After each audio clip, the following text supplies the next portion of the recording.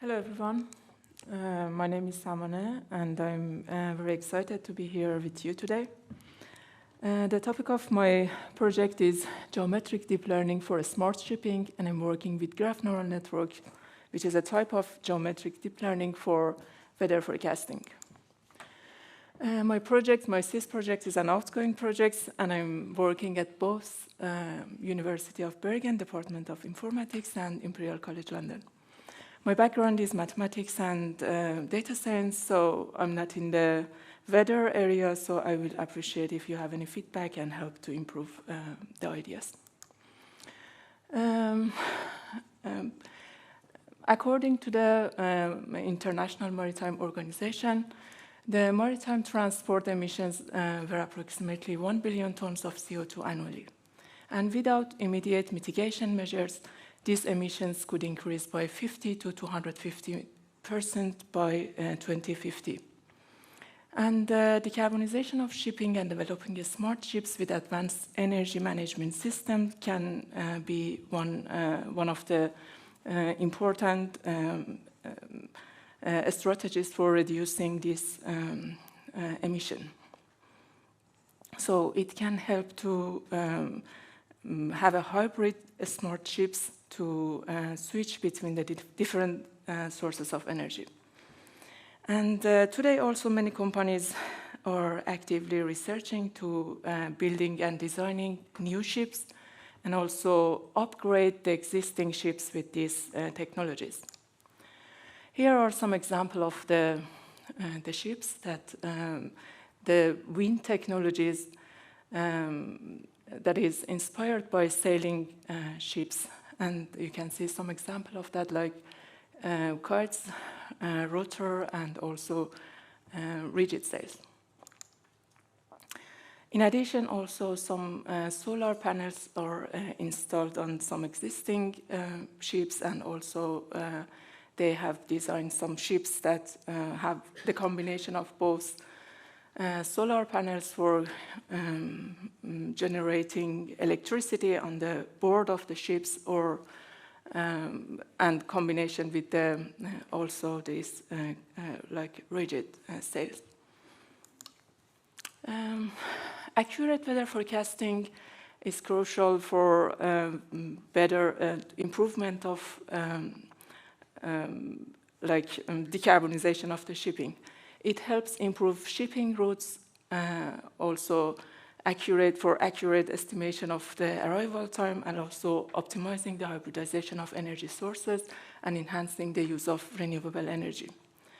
We are developing graph neural networks for marine weather forecasting. Let's briefly go through some the definition of some technical terms that I'm using in my work. Graph is the first one, which is a set of nodes containing some information, and the edges, which is the connection and interaction between these nodes. For example, in this room, all of us can be considered as nodes of a graph. And if we communicate during this meeting, there is an edge between us. And if we don't talk, so there isn't any edge between us. And if we increase the communication, then the weight of the edge will increase. And it's dynamic because during the day, we change the people that we are communicating with, and also the time that we spend to talk to each other. We can consider two types of data. Like one of them is structured data, such as images, tabular data, and text. The computer sees these images as this grid, which is also a structured graph. Most of the machine learning methods and AI methods are designed for handle the structured data. But we have a lot of sources of unstructured data, such as this graph, that the nodes are not in order, or for the connection between the nodes, there is not a regular rule, and also the edge between them is changed over the time. graph neural networks is designed for handling this type of data. So we have a lot of this type of data. For example, the molecules the atoms in the molecules can be considered as the edge of the graph, and also the interaction between them is the edge. A traffic model, the junction can be considered as a nodes, and the street can be considered as edge, and also the traffic also is the weight of and all of these networks, social networks that we have. Okay, let's see how we use the graph neural networks for our project. We consider a sheep as a node of a graph, randomly. For example, for now, I randomly selected a position for the sheep. And then the location of this sheep is changed over time. So the node is itself a dynamic node. And then I considered some weather station around the ships, which in this case is these buoys in the ocean, as the other nodes of the graph. So each node contains some weather data, historical weather data, contains temperature, pressure, precipitation, pressure, and wind, plus the location, which is now latitude and longitude of the data.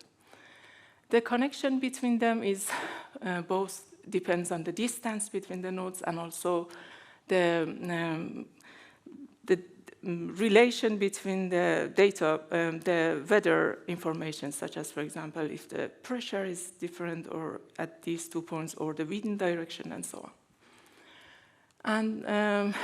And also the location is important. For example, when ship is here, this node is more important than the one on the top, and then when the ship's moving and go at that point, then the top one is more important. So the dynamics of the ships affect on the edges between the nodes.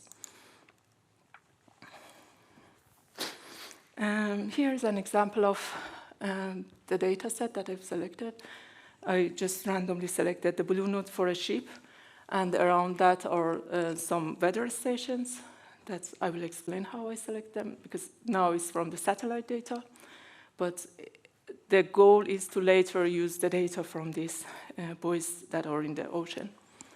And then, the same time that I'm working on this improving weather forecasting, I check that how we can optimize the number and placement of these weather sensors. Because as less as we can have these nodes is better for several things like maintenance of them and so on. So we check that what is how does the distance between these weather stations to the ships are related to the horizon time that we want to predict the weather. So if we want to predict the weather for next hour, so the closer nodes are more important. And if we want to predict the weather for example, next week, then we need to have the information from far away from the ships. Just to wrap up my presentation, I show a snapshot of the data that I have, and the codes, the libraries that I use, and some initial results. So after download and cleaning and preprocessing of the data, I have these types of table that on top is nodes, which is the latitude and longitude of the location, and the channels are the information like the temperature, precipitation, and so on at each location, and also then the index is the time, hourly time that I have, which is in this sample is from 1979. So I use this type of, just a second time. Okay, I have this for preprocessing. I use X-array and pandas from Python, and also for graph neural networks, I use Python geometric and torch spatiotemporal libraries, which are well designed for this work. And then, as a very initial results, I just build a model for proof of concept to see if these graph neural networks can help to really predict these time series that I have at each node. And then I will explain it more details if you want later on my posters.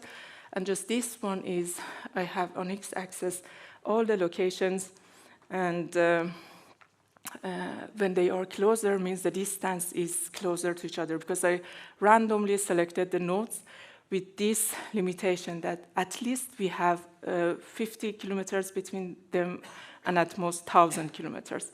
So I wanted to see if we have closer nodes, does it help to predict the weather at that area better than when I have more distance? So then I plot the error at all the nodes. For example, here is for the wind direction. And then I'm going to analyze that, why at some points I have the bigger error and some area is smaller. Thank you.